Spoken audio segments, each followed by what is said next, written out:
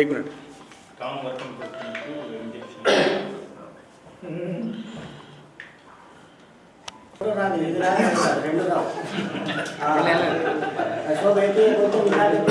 तुम्हारा नहीं आता, ये नहीं आता, मैं बोल रहा हूँ। ओके మీడియా మిత్రులకు నమస్కారం. తెలంగాణ రాష్ట్ర ప్రభుత్వం నిన్న ప్రవేశపెట్టినటువంటి తెలంగాణ రాష్ట్ర 2024-25 బడ్జెట్కి సంబంధించి తెలంగాణ ప్రజల ఆకాంక్షలను నెరవేర్చే విధంగా మన ముఖ్యమంత్రి రేవంత్ రెడ్డి గారు ఏ రకమైనటువంటి నిర్ణయాలు తీసుకున్నారనే విషయాలు మీతో పంచుకోవాలని, అదేవిధంగా తెలంగాణ సమాజానికి తెలవాలని ఈరోజు ఈ పత్రికా సమావేశం ఏర్పాటు చేయడం జరిగింది. తెలంగాణ రాష్ట్రం ఏర్పడిన తర్వాత గత 10 సంవత్సరాలుగా బడ్జెట్ ప్రవేశపెట్టడమే కానీ అది వాస్తవికానికి చాలా దూరమైనటువంటి బడ్జెట్లను గతంలో ప్రవేశపెట్టడం జరిగింది. ఈసారి రాష్ట్ర ప్రభుత్వం కాంగ్రెస్ పార్టీ నాయకత్వంలోని రేవంత్ రెడ్డి గారి ప్రభుత్వం వాస్తవానికి అనుకూలమైనటువంటి బడ్జెట్ ప్రవేశపెట్టడం జరిగింది. బడ్జెట్లో ఈ రాష్ట్రానికి వెన్నుముకైనటువంటి రైతులు ఆదుకునే లక్ష్యంతో 1/4 వంతుల బడ్జెట్ను వ్యవసాయ రంగానికి కేటాయించడం వల్ల కాంగ్రెస్ పార్టీ ప్రభుత్వానికి రైతుల పట్ల ఉన్నటువంటి చిత్తశుద్ధిని నిరూపిస్తూ ఉంది. ఒక రైతు బిడ్డగా తెలంగాణ రైతాంగం పక్షాన ముఖ్యమంత్రి రేవంత్ రెడ్డి గారికి ప్రత్యేకమైనటువంటి ధన్యవాదాలు, కృతజ్ఞతలు తెలియజేస్తా ఉన్నాం. మొత్తం బడ్జెట్లో 72,659 కోట్లు వ్యవసాయ రంగానికి కేటాయించడం జరిగింది. అదేవిధంగా గత 10 సంవత్సరాల్లో రుణమాఫీ చేస్తాము అని చెప్పేసి రైతులను మోసం చేసినటువంటి టిఆర్ఎస్ ప్రభుత్వానికి చెంపపెట్టుగా ఈరోజు కాంగ్రెస్ పార్టీ ప్రభుత్వం 31,000 కోట్ల రూపాయల రైతు రుణమాఫీ చేసి రైతుల యొక్క మనసులను రేవంత్ రెడ్డి గారు గెలుచుకున్నారు. పాలమూరు బిడ్డగా రేవంత్ రెడ్డి గారు రైతుల యొక్క పక్షాన నిలబడడం పాలమూరు మహబూబ్నగర్ జిల్లా మొత్తానికి గర్వ కారణంగా ఈ సందర్భంగా చెప్తా ఉన్నాం. రైతు భరోసా 15,000 రూపాయలు రైతు భరోసా ఇవ్వడం కోసం రాష్ట్ర ప్రభుత్వం నిర్ణయం తీసుకున్నది. గత ప్రభుత్వం వెంచర్లకు, ప్లాట్లకు, పనికిరాని గుట్టలకు, పుట్టలకు 1,000 కోట్ల రూపాయలు ఉండి ధనవంతులు లక్షల ఎకరాలు, 1,000 ఎకరాల కొన్నటువంటి భూములకు ఇష్టం వచ్చినట్లు రైతు బంధు ఇచ్చి బడ్జెట్ నష్టం చేసినటువంటి పరిస్థితుల్లో ప్రజాస్వామ్యబద్ధంగా ప్రజాప్రభుత్వంలో రైతులతోనే మీరు కోరుకుంటా ఉన్నారు, రైతు భరోసా ఎన్ని ఎకరాలకు ఇవ్వాలని కోరుకుంటున్నారు, ఏ విధంగా కోరుకుంటున్నారని చెప్పి వారి మధ్యలోనే మంత్రులు వచ్చి వారి అభిప్రాయాలను తీసుకొని ఈరోజు రైతు భరోసా ఏ విధంగా ఇవ్వాలనేటటువంటి నిర్ణయం ఈ అసెంబ్లీ సమావేశాల్లో ప్రభుత్వం ప్రకటించబోతా ఉంది. ఎక్కడ కూడా తెలంగాణ ప్రజల యొక్క కష్టార్జితం తెలంగాణ ప్రజలు కట్టినటువంటి ట్యాక్సులు ఎక్కడ కూడా దుబారా కాకుండా ప్రజల సొమ్ము ప్రజలకే చెందే విధంగా ఈ బడ్జెట్ ప్రవేశపెట్టడమే కాకుండా తెలంగాణ ప్రజల ఆకాంక్షలకు అనుగుణంగానే ఈ ప్రభుత్వం పనిచేస్తూ ఉంది అని చెప్పేసి ఈ బడ్జెట్ నిరూపిస్తుంది.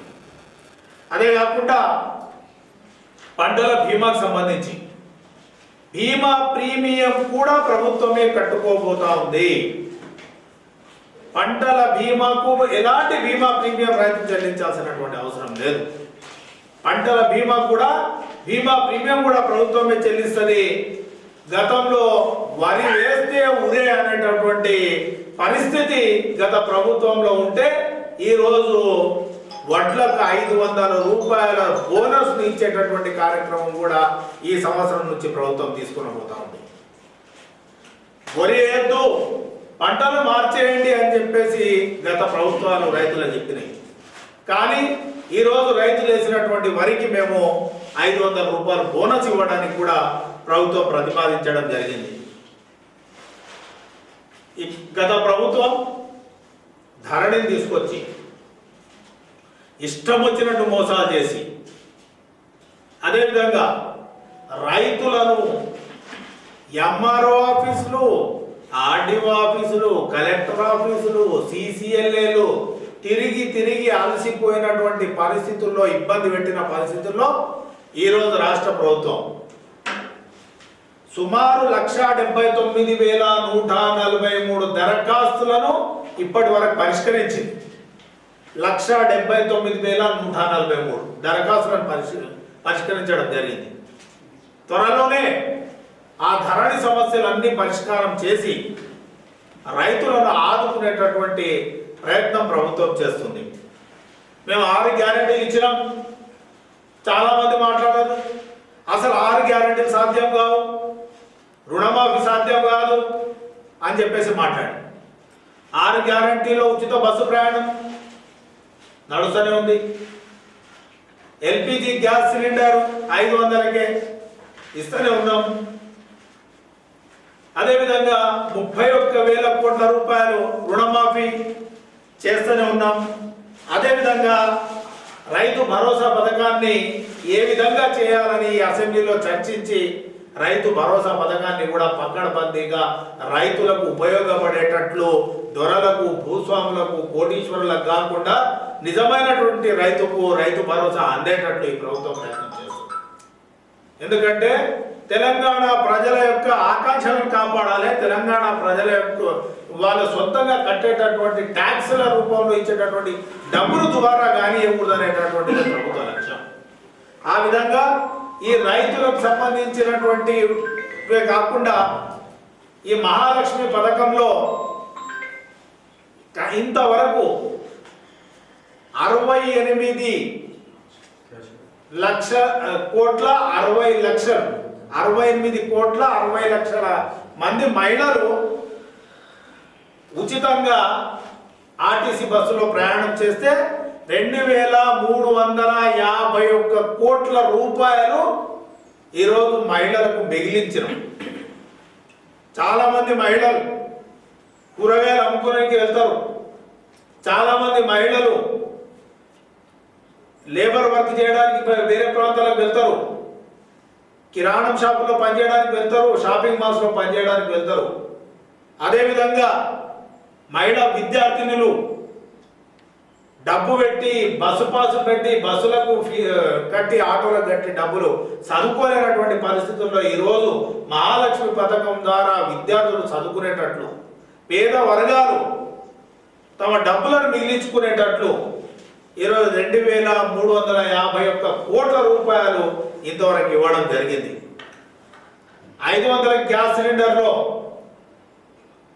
సుమారు 39,57,637 కుటుంబాలు, 39,57,617 కుటుంబాలకు ఈరోజు సుమారు 723 కోట్లను ఈ యొక్క బడ్జెట్లో కేటాయించడం జరిగింది.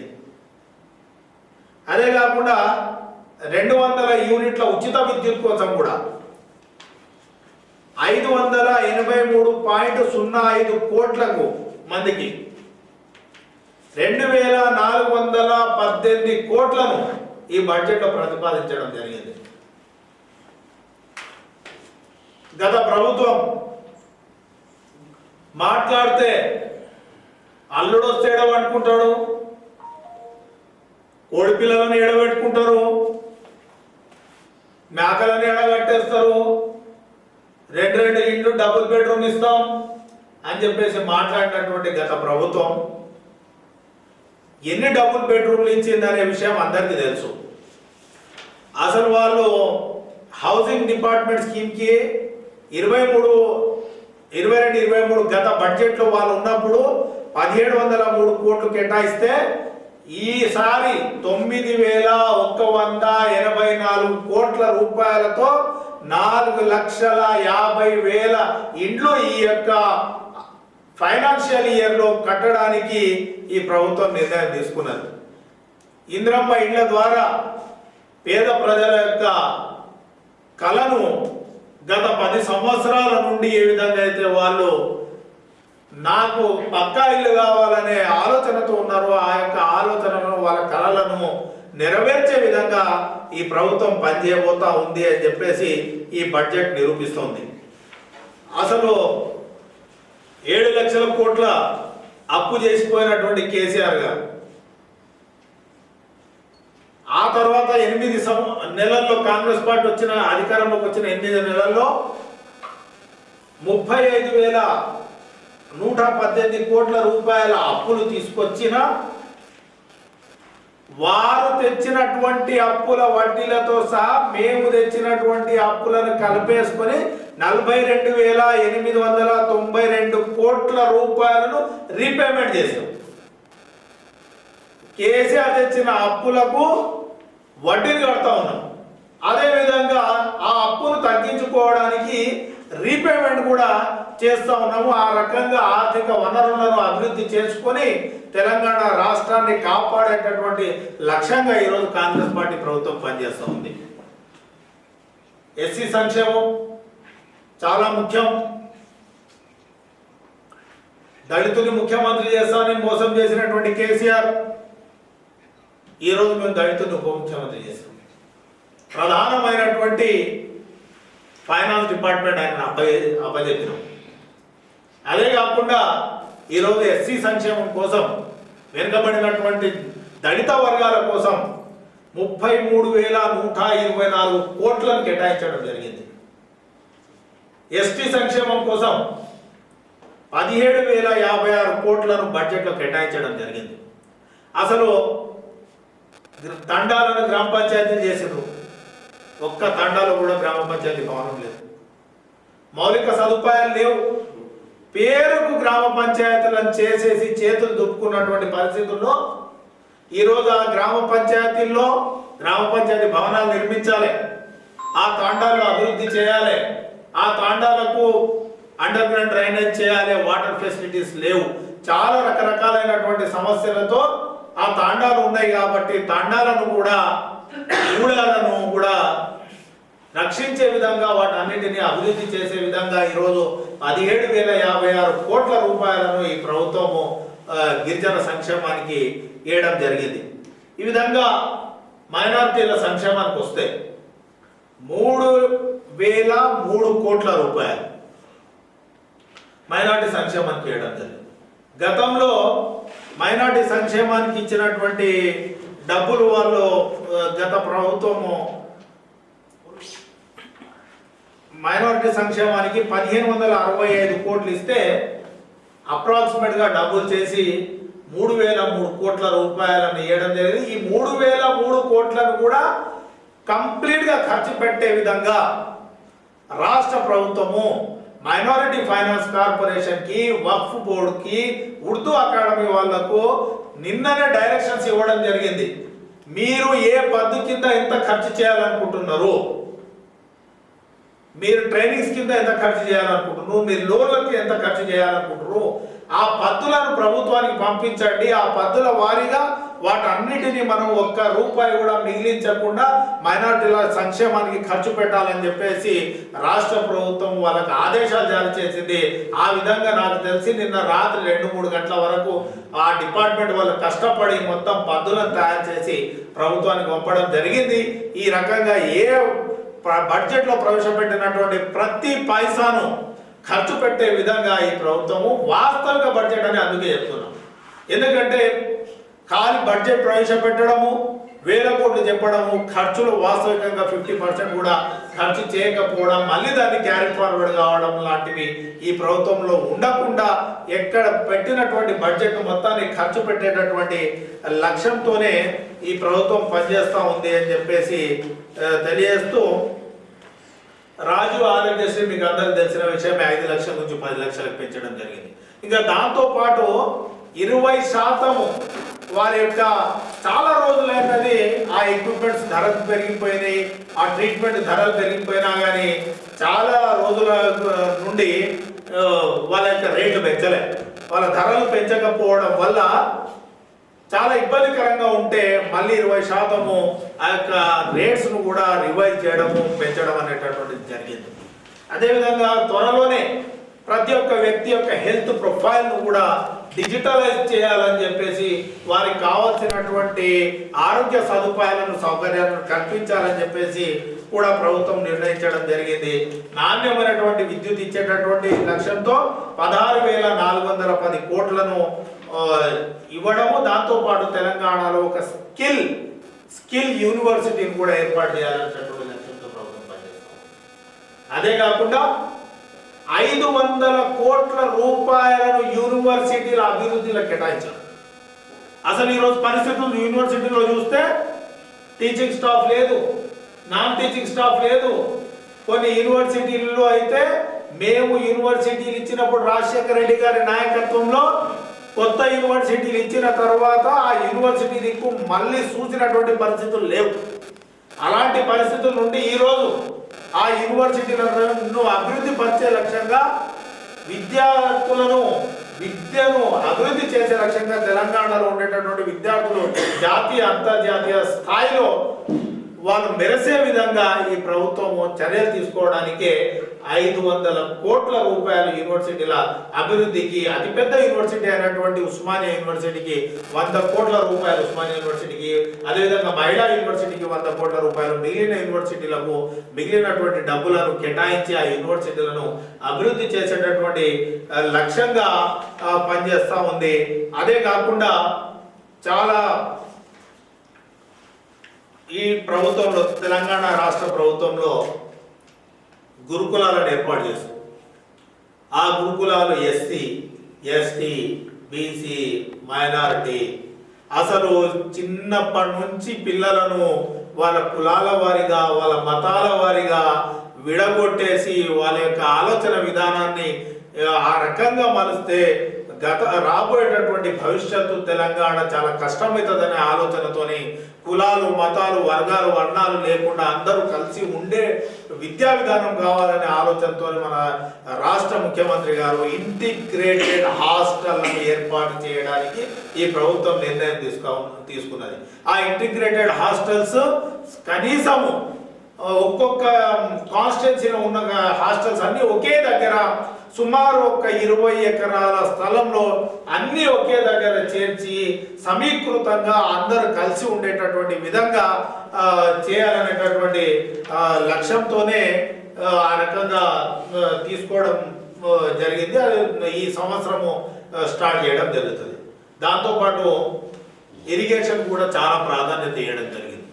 మన మహబూబ్ నగర్కి సంబంధించి పాలమూరు రంగారెడ్డి లిఫ్ట్ ఇరిగేషన్కి 1285 కోట్ల రూపాయలను పాలమూరు రంగారెడ్డి లిఫ్ట్ ఇరిగేషన్కి ఇవ్వడం, దాంతోపాటు కల్వకుర్తి లిఫ్ట్ ఇరిగేషన్కి 715 కోట్లు, భీమా సంబంధించినటువంటి కాలువలను ఆ యొక్క లీకేజీలను పూడ్చి ఆ తర్వాత దాన్ని ఆధునీకరించడానికి 83.44 కోట్లు, సంగం బండకు 187 97 కోట్లు, నెట్టెంపాడుకు 411.74 కోట్ల రూపాయలు.